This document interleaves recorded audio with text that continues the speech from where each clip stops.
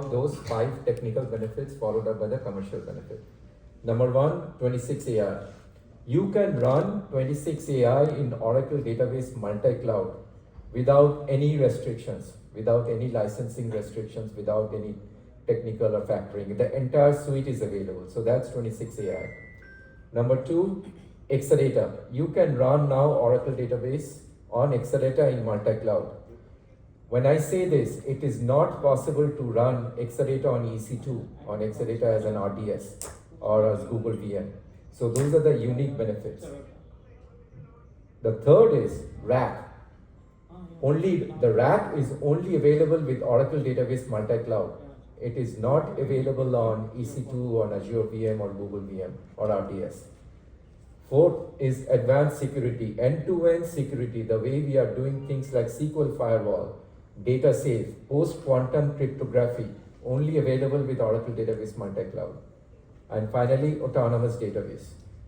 Autonomous database is only available with Oracle database multi-cloud, not with any other cloud deployments. And I said 5 technical benefits. These are the 5 technical benefits. And commercially, it's delivered at the lowest cost. And we'll talk about this. This is a technical session. It's not so much of a commercial session. So we'll try to focus on the technical pieces. And this is very important to remember. When I say Oracle database multi-cloud, we are actually putting Exadata systems in AWS, Azure, and Google cloud regions. And we are doing it in a rolling manner across the world. It is not that, Oracle database in OCI Mumbai and the Google cloud, Google applications from Mumbai is accessing it over the network to OCI Mumbai. No. We are physically putting Exadata hardware and doing the complete network integration for you in Google regions, in Azure regions, and in AWS regions. So that's why it's really transparent, network integrated cloud service available to your favorite choice. Now, 5 technical factors, right? I will go through each one of them quickly enough. So, Oracle AI Database 26 AI. This is just a snapshot of what 26 AI provides. All of these features are now available with Oracle Database Multi-Cloud. Of course, 19c is also available. But a lot of the AI features from a data modernization journey, it's really packaged with Oracle AI Database 26 AI. So do take a look at this. Depending on your cloud subscription, pretty much all of this could be available for you at no extra cost. Then the second thing was Exadata, right? Exadata, for those of you who have not explored this yet, let me take a little bit of time to explain what this is.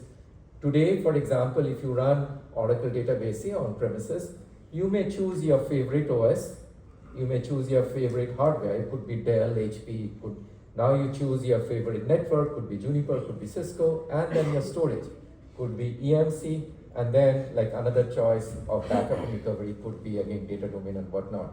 What Exadata provides, we said, if you're running Oracle database for a mission critical environment, it really is important for us to engineer the entire system infrastructure end to end. So Exadata is comprised with a pool of hardware servers, database servers, network backplane that we also design, and that provides minimum latency, extremely high bandwidth, and a pool of storage servers. And then we do a lot of software sophistication inside Exadata such that the SQL processing can be offloaded in a completely parallel manner in the storage layer. And that is why Exadata can run IOPS in the order of tens of millions of IOPS, which is unheard of. Why? Because we have done the deep engineering. So the net is data optimized hardware. We choose the hardware very meticulously, working with our hardware partners. Data intelligence software, that's where a lot of the Exadata magic happens. And then fundamentally the same architecture that can be deployed anywhere. And that's what I was just talked about. The same architecture now can be deployed on premises, hybrid cloud, or here as you see in OCI, Azure, AWS, and Google. What that means is, I mentioned Google, I mentioned Azure. If you are co-locating Exadata systems and Oracle database right there, the applications running in the Azure region or the Google region, literally it's just milliseconds of latency inside the Azure region itself. There are no app changes, zero downtime migration. All of that really will enable you to embark on an era of productivity for all your data modernization efforts. And very quickly, Accelerator really drives it. The way we design Accelerator or engineered Accelerator, we keep all these applications in mind: OLTP, analytics, AI, efficiency, modern apps, resiliency, HA, security. All of this is built inside Accelerator. So for those of you who have deployed Oracle database on other platforms, either on premises or in cloud, I will seriously urge you to consider this. If you need a technical deep dive, please reach out to your Oracle team. We'll be happy to come and provide a technical deep dive. So that was the second, right? Remember I said, first of all, I started up with 26 AI, then I started up with, then I talked about Accelerator. There are 5 technical uniqueness, right? The third one was around HA, and that's where our maximum availability architecture comes in. Essentially what maximum availability architecture is, it looks into how our enterprise customers have deployed Oracle database all these years and get those best practices built inside the deployment. So that means when you're deploying Oracle database, even the init.aura parameters we are suggesting, because that's based on our years and years of working with enterprise customers. In this way, here you're saying, for example, this could be a hyperscaler, this could be an Azure region here, an Azure region here. This could be Azure Pune and Azure Hyderabad. Okay, and you could deploy your accelerated system as production in the Pune region. You could deploy your accelerated system as a DR in the Hyderabad region. And we will make sure that internally they will talk to an corresponding OCI region with dedicated OCI network. Between these two, this is existing Azure network. And so this is what I was talking about. We are plumbing accelerator systems in the network of the Azure regions. So now you come in through Azure. So for example, if you want to do some co-pilot work, co-pilot is AI agentic work, right? You come in and say, okay, co-pilot, create a new agent. So when you go to the co-pilot studio, this mind you, I'm talking about Azure, I'm not talking about Oracle. You go to your co-pilot studio and say, add an agent. So you click, add an agent, and agent will ask, okay, what's your knowledge source? Now, typically the knowledge source could be Snowflake, Databricks, it could be SharePoint, OneDrive. Guess what? Now, knowledge source, you will see in the screen Oracle database. So you click on that Oracle database and we will provision the Oracle database right there inside Azure region on Oracle Accelerator. So that's the beauty of this.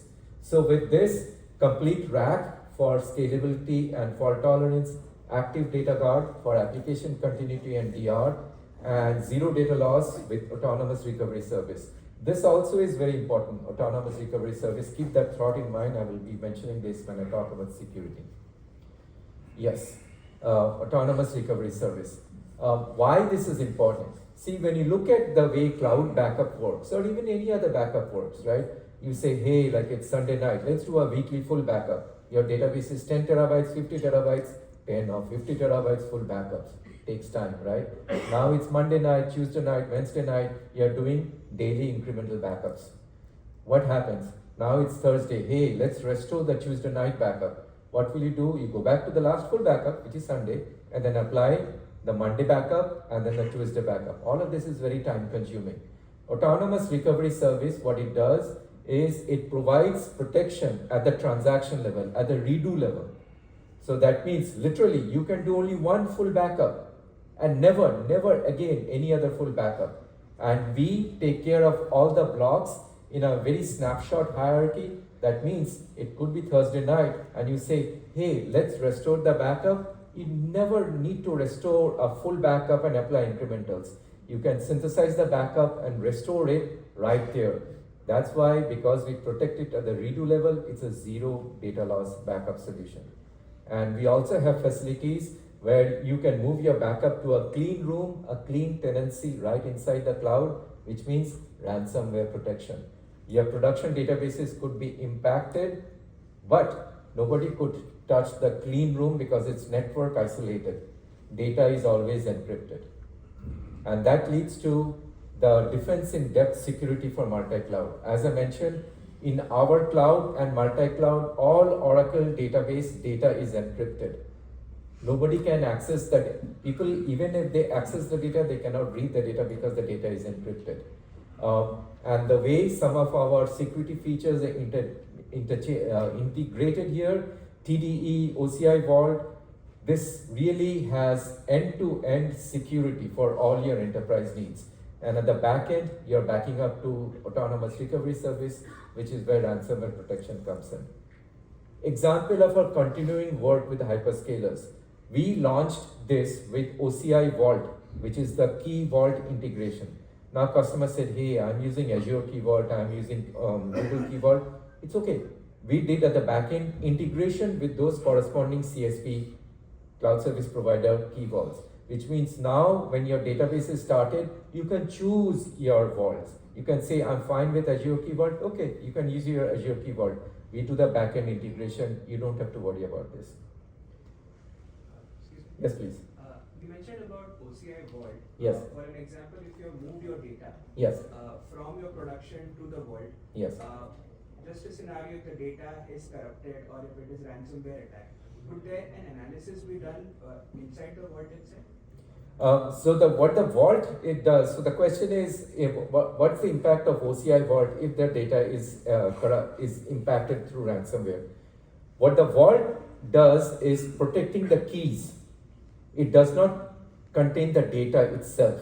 Okay, so that's why it's called a key vault. So when you protect the data, when you encrypt the data, there has to be some keys. You are storing the keys there, which means you still need to restore the data from another source, could be a recovery service, then use the OCI, the key stored in OCI Vault or Azure Key Vault to unencrypt the data. Okay, well, good question. And autonomous database. Autonomous database is where we say like, okay, Oracle will take care of the entire database automation. You don't need to worry about backups, disaster recovery. We will drive AI and machine intelligence work to do all of this for you. This is the direction, strategy direction for Oracle database. If you choose to, you can still manage the database yourself, but you say, like I just want to focus on my business applications. Let Oracle take care of the database. That's where autonomous database comes in. And finally, remember that bar I had, lowest cost. What do I mean by that? The lowest deployment cost. There are no egress fees for database multi-cloud. That's something to remember. We also have a program whereby if you are an existing on-premises customer, you can reduce your support cost. That's called a support rewards. Talk to your Oracle account team, they can give you more details on this. The entire thing is built and operated by us, core R&D team. Cloud operations reports to core R&D. It's not a different organization. So anything that may impact the database, we will be able to quickly address this. And some cloud providers, maybe like AWS, they say, okay, this is IOPS optimized higher cost. We say one standard cost. The IOPS could go up, millions of IOPS. We don't increase the storage IO cost because of that, one standard cost. There are two ways to subscribe. Oracle database license included. You're just paying for the CPUs for the cores that you want, and everything is included. Or if you want, hey, I'm running a bunch of on-premises licenses, you can bring over through BYOL. And a bunch of our database options are included as part of this. From a solution standpoint, what are we looking at?